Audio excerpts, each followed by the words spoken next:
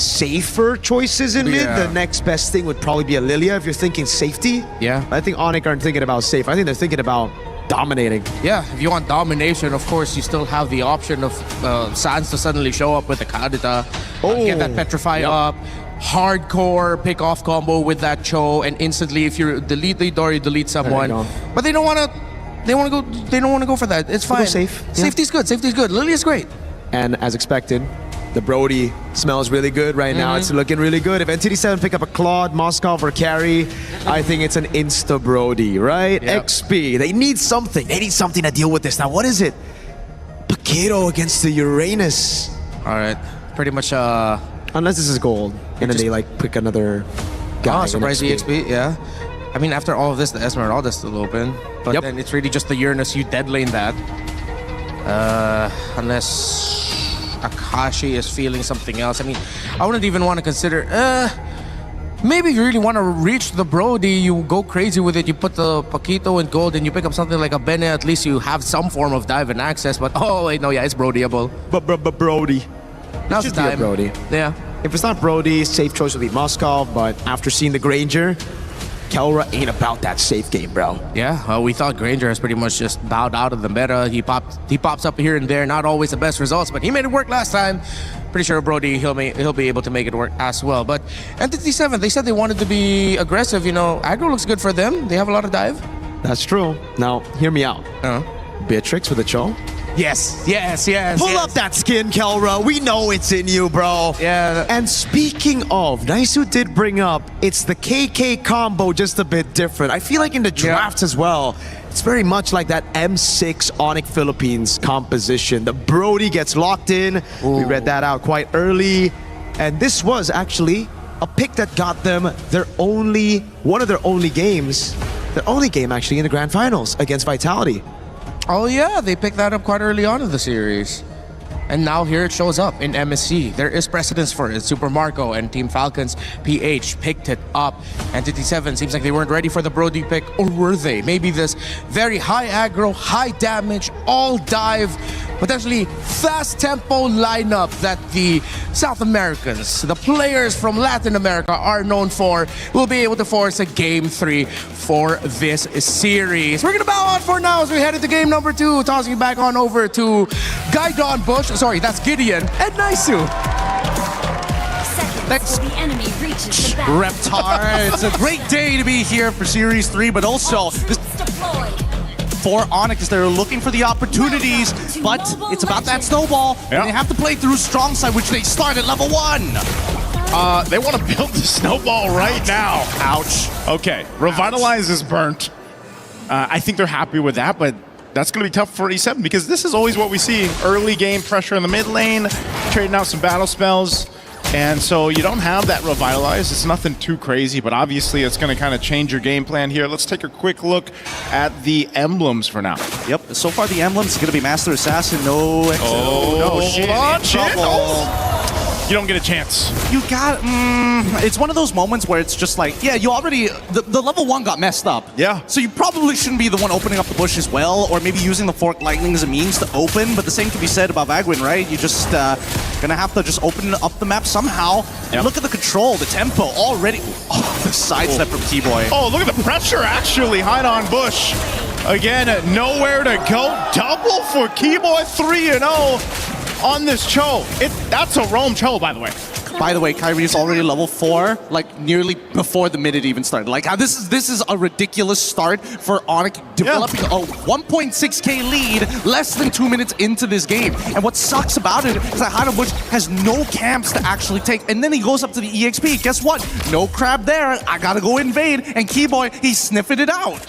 What it feels like is a Harley with no magic right now, man. Like he's starved out. You see that Keyboy is enough pressure. Okay, at least there's a caveat there. Our kill going to the hands of Shin. So a little bit of an overstep probably from Sans there. He did burn his flicker in that, but still, man, this is one of those cases where you give up this first turtle. You don't really want to maybe contest this just because of the fact that Hainan Bush has already been delayed enough. If he's delayed further, then we've seen that before be the case. Yeah, and honestly, nobody wants to fall behind, especially since Keyboy wants to maintain that passive from his roaming boots. In the meantime, though, I'm looking down on bot side, and Doom is also having a pretty tough time against Keller, who's got an amazing freeze by his tower. All right, as we expected, Turtle just gonna go in the hands here of Onic. Meanwhile, over on the other side of the map, a little bit of trading going on there. Keyboy will be able to go ahead and take it. He's almost got the flicker available, and now that he's got the kick, he's got that Way of the Dragon.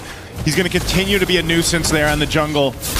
Over on this top side where Kyrie is, though, keeping tabs on him. Good protection, though, coming out from E7. They need to do this. They need to get these guys out of their side of the jungle, and they'll do that behind on Bush. Once again, Kyrie, level 7, goes through. Good thing, Hide on Bush able to get his purple buff. And great rotation here coming in from Kyrie as well. He's not going back up towards that top side. He just completely decided, you know what, we're going to cut through that mid lane. We're expecting Akashi to actually start participating in these fights, and now they're back on the invade. Doom's only level 3. Oh no, it gets worse. Shin going down here. The fight for the orange. Hide on Bush won't be able to get that one. And man, someone's got to help Doom here. I just realized, yeah, he's only this level 3 at this point, and Kyrie level 8, man. This is ridiculous. Like, Kelra has got a permanent freeze here. What is he supposed to do? Like, well, they need Vagwin to actually come down and break this freeze, or literally anybody to break this freeze. It's, oh no, he's dead. No, Doom. Okay, BMI, but torn apart memory, okay. Oh, okay, not bad. Not enough marks? Not enough marks. The Purify came in just in time. Oh, but Keyboy's here. Rest of the team, too. They know this. He's gonna go ahead and get some regen on, but pop the blaze into it. There's Keyboy! Goes in with a kick. Not the target he was probably looking for, so he kicks Shin. Doom does go down, though. Revitalize the help. Meanwhile, Kyrie gets a kill across the map against the Kashi. But Onic will continue to build up. Gideon, I don't think we've seen this kind of a lead at the 4-minute mark. Right now, the game is up to Onic. Like, if Onic whiff anything, if they give a shutdown over to E7, maybe there's an opportunity. But if they play just a standard game of constant invades and just using their capital lead that they have, their economic lead, there's just nothing they can do. I mean, I'm looking at this replay and it's just like, what's the point, right? The dive wasn't the cleanest dive, yet it doesn't matter when your base stats are just way higher than your opponents. Yeah, you can see that too, and the reaction there from Keyboy, obviously. In that too, he picked up the Radiant Armor, so now he can be more durable, you know, against these magic damage dealers that Entity7 has. And that's all part of the plan of not letting that lead that they built up already so quickly slip out. And this is the thing, another Turtle's just gonna go over to Onic. There's no contest here. So when it's this case, when we have to think of Entity7's chances of turning the game over on this head, you know, with this kind of landslide right now for Onic, where is that going to be? Who is going to be that person? You know, because Doom, you'd think it'd be the Claude, but my goodness, he was delayed so much, frozen out of his lane. Yeah, it's a... Honestly, I think this is a prisoner's dilemma already. It's like asking a mother who's their favorite child. It's you gotta pick one, unfortunately, and right now it's not Doom. That's what I could say. Oh no. Oh, Kashi. Where's the Keyboy under the turret? There's the kick right in between both. They don't care. They'll get a kill. There's the stunt loot beat. Kyrie with a retribution, gonna chase down Shin. Shin able to get away though, but that's just a preview of how much Onic can take from Entity7 as a turret is pushed now in the bottom lane. Tier 2, Doom, nowhere to go. Popping the Purify. Has to stay alive at all costs, but Kyrie's here. All the iframes to work with, and a torn apart memory from Kelra will cap out another kill. They get stopped. This is a public execution here from Onic. They are not letting up, and they want to make sure that it is known you can't play anything less than perfect. Couple shots here. All right, flicker burn, at least for Sans. But still, so much work for Entity7 to deal with that they just have to watch the tier 2 turret go down nearly here in that bottom lane. It's just Onic doesn't have anything else to take, so they'll just keep pressing on these turrets. You know, I've watched a lot of games in my career, but never one where I've been so confident that this game is kind of over already. Yeah. It's an 8.4K lead 6 minutes into the game, and these positions are literally impossible to get out of unless Onic all decide to like run at Fountain or something like that. But it's very unlikely. once you're at a stage where you're already an item and in a component ahead of your opponent, it becomes very difficult to actually claw your way back out of this, especially since a lot of the combinations are very single target rather than hitting multiple people. Yeah. And that's the big difference between E7 and Team Liquid's composition. Even though Team Liquid was losing massively at that point in time, the comeback ability comes down to the 5 wombo combo, which they don't have. Yeah, and what you're seeing here too, you know, there's a phrase over in the Philippines that's used quite a bit. It's called Hunger Games. You hear the professional players say it, where they take everything from the jungle, pretty much. Akashi, they'll take him as well. They're going to be looking for Doom next. Doom will be able to get away with the BMI, but now Bagwin trying to run himself away, but it's just way too much. As another goes down for E7, and Onic will shortly be knocking on these holy defense shields already this early on. Yeah, look, they just sit in base. Yep, he's already holding on to 2 waves, because what are they gonna do? Like, no DHS? All right, that's fine. Max stacks on Uranus. He's gonna regenerate harder than everybody put together. Yeah, this is just, at that point, Lutby just pressing on the wounds for this one. He's gonna walk into target just to restart the stacks. Yep. Yep, restart the stacks. Another wave coming through mid. Tier 1 gone, Tier 2 next. They still hold on to the shields, but Entity7, again, look at this, the glooms. A couple glooms bringing Doom down to a third of his health. Dude, Lutby, I hate, especially when you're playing Uranus at a high level. Just look at him. And you have such a lead, he just becomes like the solar system's behind here. Just a dirty little man. Look at him. What are you gonna do? Huh? He still has his ult. And then he punts on up and he does nothing. He's just literally face checking them. This is only possible when you're 13,000 gold ahead as a team. Bagwin desperately jumping in with the Avatar of the Guardian, but he's just gonna go to his death. Loopy still in the base. He hasn't moved at all. A flicker forward from Sans, trying to get the kill. Another defense shield popped, but look, Loopy still not moving from this. He's his own just bulwark for this team. He does burn the flicker. There you go. Finally, Entity7. They're done with the disrespect. I'm sure hoping that Onic isn't trying to farm the numbers here, because it's looking very, very good so far. Oh, Calamity Reaper going on hide on bush. Kind of interesting what he's going for here. Wants to make sure that he has a little bit of true damage on top of everything else, but I think right now he kind of needs some sustain. Not to mention that Kelra has been playing literally pixel perfect as well, making sure that he isn't missing a beat.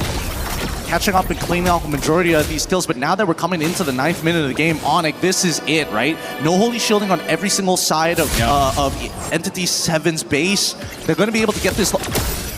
Zipper, could you pull up the items just in case? I don't want to be wrong about this, but I think that Doom should be like an item and a half. Yeah. Yeah. Sorry. Oh, it hurts. Uh-oh, it's gonna hurt more here. Sans does take some damage. He's got the black shoes. He's gonna be fine. A little jump there on the defense. They're gonna get run down in their jungle, so ignoring the Lord for now. They'll just take a buff, make their way back to it. But what do they get out of that? Again, some of these ultimates used up, battle spells. E7 still wants to show up for this. Potentially, they might just get punished here, though, if they do. Everything that could have gone wrong in the early game has gone wrong for Entity7, and I think that as much as it feels soul-crushing for Hide on Bush, it's one of those games that you wish, like, all right, it's a GG, go next. I understand that we're going to have to play through the lower side, but this is really, really rough. And I think the only few mistakes that Onic can make, it's difficult for Kyrie, because at this stage, he's got enough cooldowns to get his iframes back up before the killing blow actually comes through. I think it's got to be down to like just Sans and Kelra who need to give away these kills, particularly Kelra. And I don't know if that's going to happen, man. He usually doesn't do that. It's usually not the case, but even if it was the case, Entity7 just doesn't have the firepower. I feel like they almost have to expend too much for them to cap out a kill on an overstep that most likely won't happen from Kelra. Now for Onic, with this Lord marching towards the base, the 14,000 gold too is even bigger than the Lord right now. Lutfi up again, leading the charge. There you go again. Just Shin deleted off the map here. 2 base turrets down. Onic looking to cap it out here under the 12-minute mark once again. One more desperate attempt here from E7, but they'll just lock it down and come in cleaning as Onic comes in to clean up the series in a sweep against Entity7. An absolute massacre, a murder here up in the group stages. Onic, they're not holding back their punches anymore. They've taken advantage of every little thing in this game, and those who gave away those kills were purely for donation purposes. Yeah. Holy cow. This is